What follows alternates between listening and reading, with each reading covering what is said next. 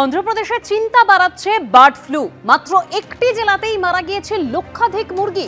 জারি করা হয়েছে একাধিক নির্দেশিকা। আর এই আবহে প্রশ্ন উঠছে, সেই প্রভাব এই রাজ্যে এসে পড়বে না তো?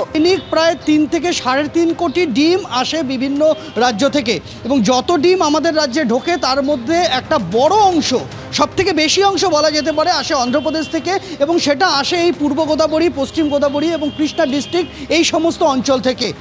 গত কয়েকদিনের মতো আজও কলকাতার বহু পাইকারি বাজারে সেখানে কিন্তু এই অন্ধ্রপ্রদেশের বিভিন্ন এলাকা থেকে ডিম এসে পৌঁছেছে।